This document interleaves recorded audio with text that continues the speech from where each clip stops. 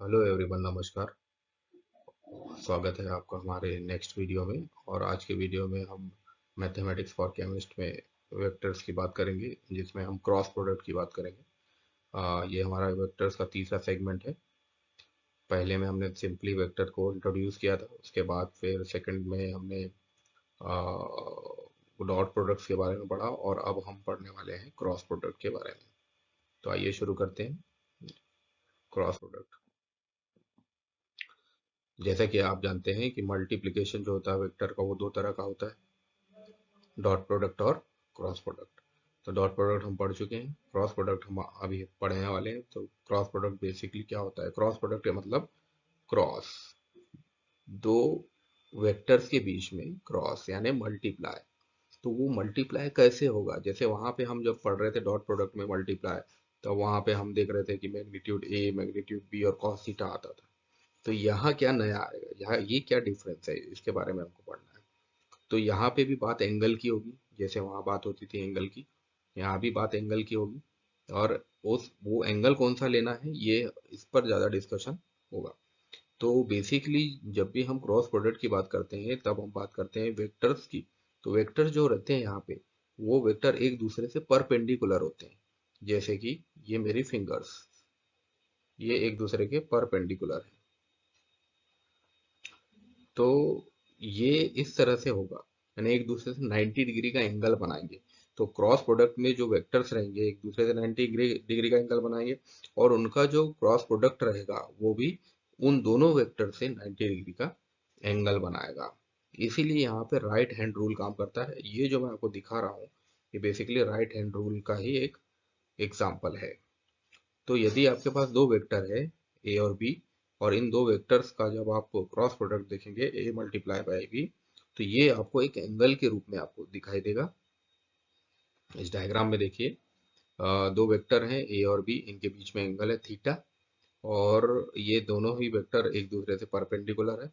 अब इनका जो क्रॉस प्रोडक्ट है ए इंटू बी, ये भी उनसे परपेंडिकुलर है।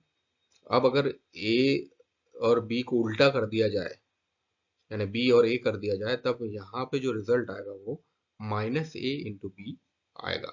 तो इस तरह से आप क्रॉस प्रोडक्ट को इजीली समझ सकते हैं। तो क्रॉस प्रोडक्ट का फॉर्मूला क्या है? तो क्रॉस प्रोडक्ट का फॉर्मूला देखें, ए क्रॉस बी यानी A multiply by B is equals to magnitude A into magnitude B sine theta n. N angle के लिए लेते हैं हम, नहीं भी लें तो कोई दिक्कत नहीं है। अगर हम सिंपली इसका फॉर्मूला लिख दें, magnitude A into magnitude B sine theta, तो भी काम चल जाएगा। इसके और भी दूसरे फॉर्मूलेज हैं क्रॉस प्रोडक्ट के। जैसे मान लीजिए अगर दो वेक्टर्स हमने लिए हुए हैं ए और बी, और उनकी वैल्यू दे दी है ए आई। अगर ए की वैल्यू है ए i plus b j plus c के, और बी की वैल्यू है x i plus y j plus z के, तब इस सिचुएशन में जो आई जे और के होते हैं, ये स्टैंडर्ड बेसिस बेसिस के वेक्टर्स होते हैं। और इनको इस तरह से हम लिख सकते हैं कि i into j equals to k, या j into i equals to minus k. ठीक है, जे को अगर हमने पहले कर दिया, आई को बाद में कर दिया, तो ये क्या हो जाएगा, ये माइनस के हो जाएगा। यहाँ देख सकते हैं आप इसको इस तरह से। और ऐसे ही j into k equals to i, और k into j equals to minus i. तो ये माइनस आई स्मॉल रहेगा, आई कैपिटल हो गया है, स्मॉल रहेगा ये। ठीक है, और k into i equals to जे, और आई into k equals to minus जे। अगर एंटी कम्यूटेटिव अगर हो प्रोडक्ट, क्रॉस प्रोडक्ट जो है, अगर एंटी कम्यूटेटिव हो, तो वेक्टर्स जो रहेंगे वो लीनियर इंडिपेंडेंस होंगे एक दूसरे से, यानी i into i equals to j into j equals to k into k equals to zero. इनका मल्टीप्लाई क्या रहेगा, जीरो रहेगा। तब अगर हम इनका क्रॉस प्रोडक्ट निकालते हैं, अगर इस तरह की वैल्यू दी हुई हो, तब हमको यानी हमारी जो वैल्यूज हैं ये है और ये है, इस तरह की वैल्यू दी हुई है, तो और इनका क्रॉस प्रोडक्ट निकालना है हमको। तो ये फॉर्मूला हो जाएगा इसका कि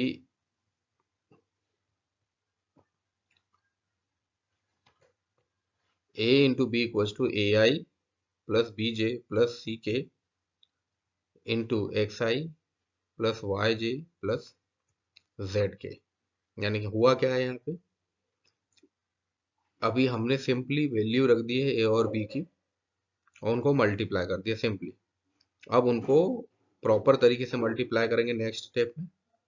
तो ये हमारी नेक्स्ट स्टेप आ गई, ये कि ए एक्स, यानी ए पूरा मल्टीप्लाई हो रहा है एक्स से, ठीक है, फिर जेड से, वाई से, तीनों से मल्टीप्लाई हो रहा है। तो ए एक्स ब्रैकेट के अंदर आई इंटू आई, ये आई और ये आई, यानी ये आई और ये आई, दोनों आई मल्टीप्लाई हुए, है ना। अब आपको पता है कि आई आई मल्टीप्लाई होंगे तो जीरो आएगा भाई, यहाँ से हमने देख लिया ये, है ना। फिर ए वाई आई इंटू जे, ठीक है, आई मल्टीप्लाई करेगा इस जे के साथ, ठीक है, फिर ए जेड आई मल्टीप्लाई बाय के, यानी इस के साथ मल्टीप्लाई होगा। इस तरह से ए का मल्टीप्लाई होगा, फिर बी का मल्टीप्लाई होगा, फिर सी का मल्टीप्लाई होगा। और जहां जहां जैसे जे मल्टीप्लाई होगा तो जीरो आंसर आ जाएगा, के मल्टीप्लाई होगा तो जीरो आंसर आ जाएगा। तो ये इक्वलिटी को हम इक्वेशन में लगा देंगे अगर, तो आंसर हमारा आ जाएगा कि ए एक्स जीरो प्लस ए वाई के प्लस ए जेड माइनस जे। इस तरह से ये इक्वेशन हमको प्राप्त होगी। तो ये फाइनल इक्वेशन हमको प्राप्त हो जाएगी वैल्यूज पुट करने पर।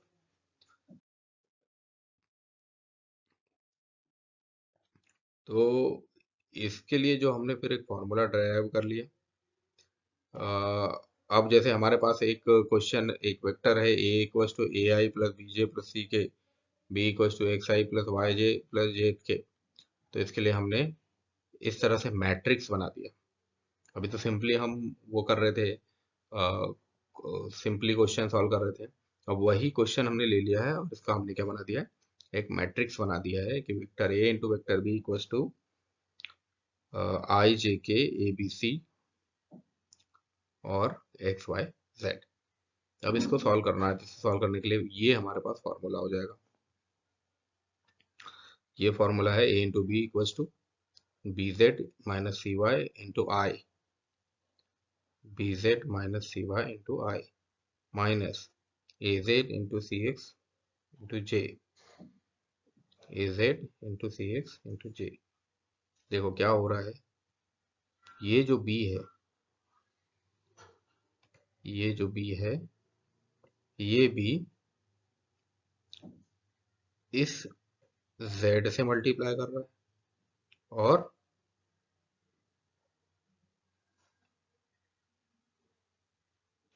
क्या कर रहा है, ये जो सी है,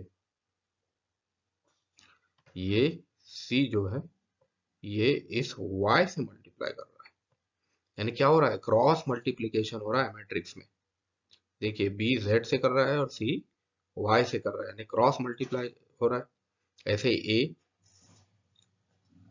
ही ये जो a है, ये a है, ये मल्टीप्लाई करेगा किससे, z से, इससे, और c मल्टीप्लाई करेगा किससे, x से।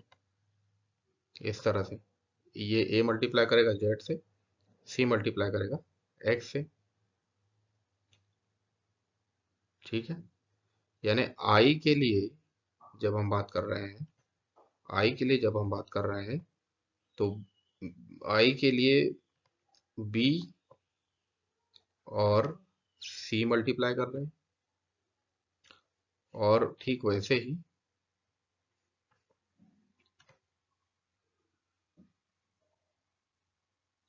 ठीक वैसे ही जब हम जे के लिए बात कर रहे हैं तो ए और सी मल्टीप्लाई कर, अब जब ए और सी मल्टीप्लाई कर रहे हैं तो सी काय से मल्टीप्लाई कर रहा है, जे की बात अगर हम करेंगे तो सी मल्टीप्लाई कर रहा है एक्स से और ए मल्टीप्लाई कर रहा है जेड से, क्रॉस मल्टीप्लीकेशन हो रहा है। आई के लिए जो हो रहा था बी जेड से कर रहा था और सी वाई से कर रहा था, वहां भी क्रॉस हो रहा था।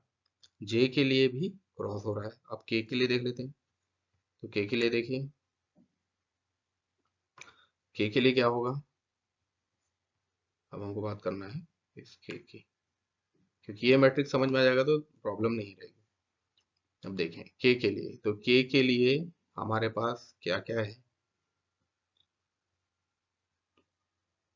के लिए हमारे पास रहेगा ए और बी, यानी यहाँ ध्यान ये देखना है कि जो भी वेक्टर हम ले रहे हैं उसका रो पार्टिसिपेट नहीं करेगा, उसका कॉलम पार्टिसिपेट नहीं करेगा, यानी उसका रो का मतलब ये रो और उसका कॉलम का मतलब ये कॉलम। तो रो और कॉलम जो रहेंगे वो पार्टिसिपेट नहीं करेंगे। कोई भी आप देख लीजिए, सब में रो कॉलम ने पार्टिसिपेट नहीं किया है। तो अब के लिए देखो, के लिए ए और बी, अब ए है तो ए किससे मल्टीप्लाई करेगा, तो ए वाई से करेगा, और बी किससे करेगा, तो बी एक्स से करेगा, क्योंकि क्रॉस मल्टीप्लिकेशन होना चाहिए, यही क्रॉस मल्टीप्लिकेशन है, यही क्रॉस मल्टीप्लिकेशन है मेनली। तो अब इसको आप, ये इक्वेशन जो यहाँ पे दी हुई है, यहाँ से लेके यहाँ तक की जो इक्वेशन है, इस इक्वेशन में आप इसको क्लियरली देख सकते हो। इस इक्वेशन को आगे हमने सॉल्व किया, आगे हमने इस इक्वेशन को सॉल्व किया, ये वाला जो पोर्शन है जो हमारा एक फॉर्मूला बन जाएगा, और इस फॉर्मूले से हम फिर वैल्यूज रख के आंसर ला सकते हैं। तो B z minus c Y I plus C x minus a Z J plus, क्योंकि सारों को हमको प्लस करना था, यहाँ पे माइनस दिखाई दे रहा था आपको, तो इस माइनस को हटाने के लिए सारों को प्लस करना था, तो हमने क्या किया, ये जो ए जेड था, ये वाला जो ए जेड था, ये हमने यहाँ पे अंदर की तरफ लिया है माइनस के साथ, तो ये इसमें बस चेंज हो गया, बाकी सारा एज इट इज रहेगा। और इस तरह से हमारा ए क्रॉस बी के लिए फॉर्मूला बन जाएगा। तो इस तरह से आप फॉर्मूले की सहायता से आपके रिजल्ट्स ऑब्टेन्ड कर सकते हैं। अब यहाँ पे राइट हैंड रूल जो कि क्रॉस प्रोडक्ट के लिए होता है, वो क्या होता है वो हम आपको बता देंगे। तो ये देखिए, ये है राइट हैंड रूल। इसमें जो आप देख रहे हैं, ये जो थंब है, ये थंब है cross product A into B का। ए क्या है, ये जो ए है, ये ए, ये जो ए है, ये है ए वेक्टर ए, ये जो बी है, ये जो बी है, ये है बी वेक्टर बी, इनका प्रोडक्ट हो गया। तो ये कहलाता है राइट हैंड रूल। ओके, ठीक है। तो क्रॉस प्रोडक्ट की कुछ प्रॉपर्टीज होती है। दो वेक्टर्स का क्रॉस प्रोडक्ट निकालने के लिए हमको डिफरेंट डिफरेंट प्रॉपर्टीज यूज करना होता है। इसमें से कुछ प्रॉपर्टी जैसे anti commutative property, zero vector property, तो ये बहुत ज़्यादा इंपॉर्टेंट रोल प्ले करती है हमको क्रॉस प्रोडक्ट निकालने के लिए दो वेक्टर्स का। इन प्रॉपर्टीज के अलावा कुछ और प्रॉपर्टीज जैसे कि जैकोबी प्रॉपर्टी, डिस्ट्रीब्यूटिव प्रॉपर्टी, ये प्रॉपर्टीज भी होती है। तो इनके एक फॉर्मूलेज हैं जो इस प्रकार दिए हुए हैं, जैसे एंटी कम्यूटेटिव प्रॉपर्टी जो है, इसमें vector A into vector B equals to minus vector B into vector A. Distributive property, vector A into bracket के अंदर vector B plus vector C equals to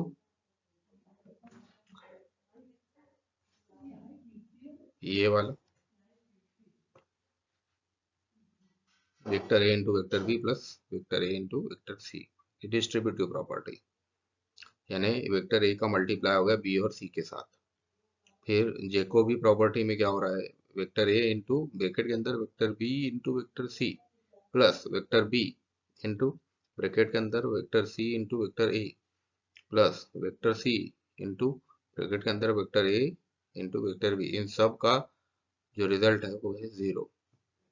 तो इसके क्वेश्चन कम ही आएंगे, जीरो वेक्टर प्रॉपर्टी में तो जीरो ही result आएगा। पर anti commutative property और डिस्ट्रीब्यूटिव प्रॉपर्टी, इन पर क्वेश्चन पूछे जा सकते हैं, न्यूमेरिकल पूछे जा सकते हैं। तो कुछ परपेंडिकुलर वेक्टर्स भी होते हैं जिनकी इन वेक्टर्स का भी हमको क्रॉस प्रोडक्ट निकालना होता है। तो क्रॉस प्रोडक्ट में हमको ध्यान क्या रखना है, क्रॉस करना है। जब भी मैट्रिक्स, क्योंकि मैट्रिक्स के ऊपर क्वेश्चन पूछे जाएंगे ज्यादातर, तो वहां हमको क्रॉस करना है और ध्यान रखना है कि जिसका भी हम ले रहे हैं उसका रो और उसका कॉलम नहीं आएगा। जैसे अभी मैंने आई जे के में किया था, सेम लाइक दैट। तो अगर दो वेक्टर एक दूसरे के परपेंडिकुलर है तब उनका क्रॉस प्रोडक्ट का जो एक एंगल निकलेगा वो 90 डिग्री का रहेगा, और साइन 90 का हमको फिर यहाँ पे वैल्यूज पुट करनी होगी, और साइन 90 की वैल्यू होती है 1। तो इस तरह से फॉर्मूले आ जाएंगे कि vector x into vector y is equal to magnitude of vector x into magnitude of vector y sine theta. Vector x into vector y is equal to magnitude of vector x into magnitude of vector y sine 90 degree. क्योंकि 90 degree की value 1 है, तो vector x into vector y is equal to magnitude of vector x into magnitude of vector y ही इसका answer होगा। इसका मतलब है यानी ये रेक्टेंगल के एरिया के इक्वल हो गए। ठीक है, तो क्रॉस प्रोडक्ट जो रहेगा परपेंडिकुलर वेक्टर का वो क्या रहेगा, वो रहेगा vector x multiply by vector y is equal to magnitude of vector x into magnitude of vector y। तो अगर कहीं पे भी परपेंडिकुलर्स की बात होती है तो वहां इस तरह से क्रॉस प्रोडक्ट निकाला जा सकता है। अब कुछ क्वेश्चंस ले लेते हैं, कुछ प्रॉब्लम्स ले लेते हैं, उसको सॉल्व करते हैं। तो प्रॉब्लम है हमारे पास कि दो वेक्टर्स के बीच में क्रॉस प्रोडक्ट आपको देना है।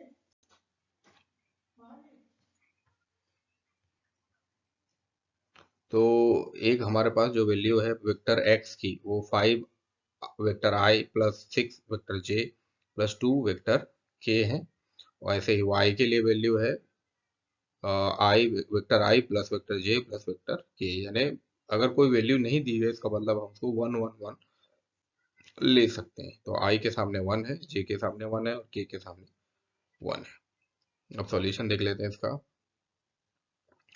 तो सबसे पहले वेक्टर x की वैल्यू जो दी हुई है और फिर वेक्टर y की वैल्यूज जो दी हुई है।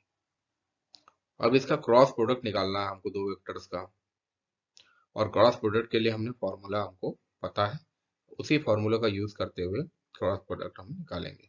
तो अभी हमारे पास यहाँ पे एंगल नहीं दिया हुआ है तो एंगल की जरूरत नहीं है, हमको इसको मैट्रिक्स के टर्म्स में पहले तो फिल करना है। तो मैट्रिक्स के लिए फिर वही आई जे के जो रहेंगे इसके बेस वेक्टर रहेंगे, बेसिक वेक्टर रहेंगे, इसलिए सबसे पहले वो लिखे जाएंगे। फिर जो वैल्यूज है एक्स की वो लिखी जाएगी 5 6 और 2। फिर जो वैल्यूज है ये एक्स की वैल्यू हो गई और ये वाई, तो वाई में कोई वैल्यू नहीं दी हुई है, आई के सामने जे के सामने के सामने, तो वाई की वैल्यू क्या हो जाएगी 1 1 1 हो जाएगी। तो यहाँ पे जो वैल्यूज हमने रखी है, ये जो वैल्यूज है ये वाई वेक्टर वाई की वैल्यू। तो इस तरह से आप वेक्टर निकालेंगे। ठीक है, अब इनका मल्टीप्लाई किया हमने, मल्टीप्लाई किए, अब कैसे मल्टीप्लाई होगा, फिर वही मल्टीप्लिकेशन के लिए जो हमने अभी बताया था आपको कि भाई आई जे और के, सबसे पहले हम आई का करते हैं। ठीक है ना, तो अब आई के लिए क्या आएगा, तो आई का ये कॉलम आ नहीं सकता, रो आ नहीं सकती, फिर क्या आएगा तो i के लिए सबसे पहले 6 आएगा, फिर i के लिए कितना आएगा, 2 आएगा। ठीक है ना। अब क्योंकि नीचे 1 1 ही दिया हुआ है, तो ये तो इससे क्रॉस करेगा, 6 ये वाले 1 से और 2 ये वाले 1 से क्रॉस करेगा। तो दोनों की वैल्यू यहाँ पे कितनी आ रही है, अब 6 का 1 से मल्टीप्लाई होगा तो 6 ही आएगा, 2 का 1 से होगा तो 2 ही आएगा, 6 माइनस 2 हो गया वेक्टर आई माइनस। फिर जे के लिए, तो अब जे के लिए देखो, जे के लिए क्या हो गया, अब फिर जे के लिए वही चलेगा, क्रॉस चलेगा, यानी ये जे है तो जे का 5 और जे का 2 ये मल्टीप्लाई करेंगे तो 5 माइनस 2 आ गया ये। फिर के लिए आएगा, फिर ये के है तो के का 6 और के का 5, तो 5 माइनस 6 फिर चलेगा यहाँ पे। तो इस तरह से मल्टीप्लाई हो जाएंगे,